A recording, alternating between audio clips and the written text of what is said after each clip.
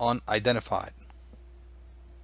My Top UFO Cases by Hector V. Bello, March 2018. The 1976 Tehran UFO Chase, Iran. The 1976 Tehran UFO incident was a radar and visual sighting of an unidentified flying object UFO over Tehran, the capital of Iran, during the early morning hours of September 19, 1976.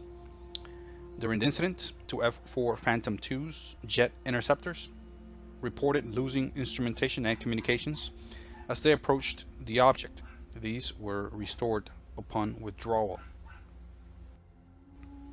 One of the aircraft also reported a temporary weapons system failure while the crew was preparing to open fire.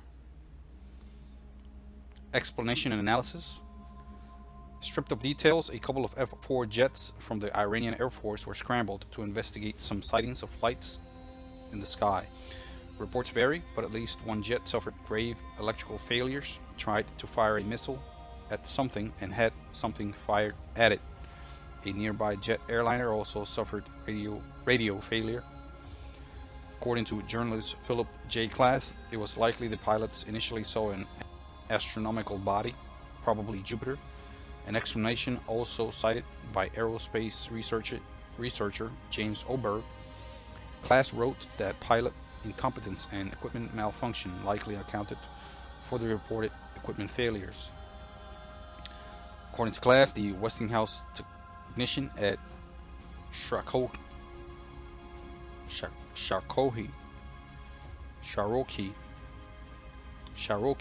Air Base stated that only the first F-4 reported failing equipment, and that this F-4 was known for equipment failures with a long history of electrical outages, having been repaired only a month before the incident. Klass cites at a McDonnell Douglas Repair Supervision's opinion that the F-4's radar could have been in manual track mode, causing a wrong interpretation of the radar lock. Bridgestock criticized UFO or ufologists' reports as not a reliable account of the Iran UFO incident, and summed up Klass's conclusions. Klass found that only one aircraft has suffered electrical malfunctions, not two. What is more, that plane had a history of unexplained electrical faults, and the electrical workshop responsible for it was notorious for poor performance. In this context, a temporary electrical malfunction can hardly be characterized as mysterious.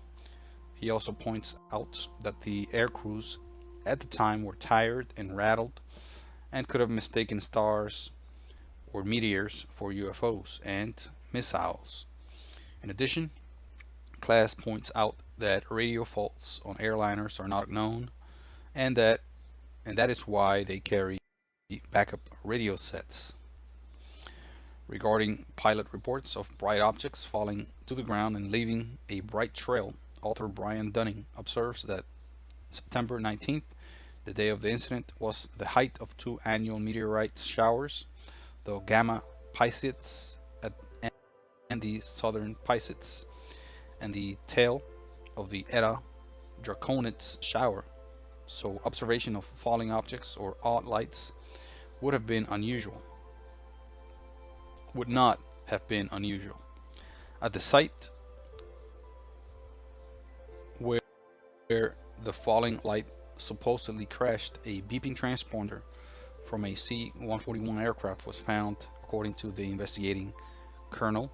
Where the falling light supposedly crashed, a beeping, again repeating, transponder from a C-141 aircraft was found, according to Colonel Mui. According to Dunning, once we look at all the story's elements without the presumption of an alien spaceship, the only thing unusual about the Tehran 1976 UFO case is that planes were chasing celestial objects and had equipment failures. There have been many cases where planes had equipment failures, and there have been many cases where airplanes or explains misidentified celestial objects. Once in a while, both will happen on the same flight.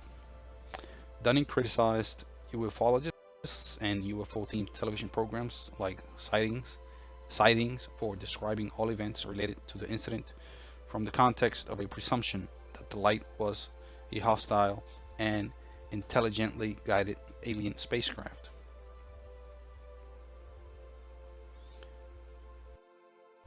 Gallery editorial published in the United States Air Force Security Services Quarterly, MIJI, Meaning, Instruction, Jamming, and Interference newsletter that is often waved by the ufologists as compelling evidence.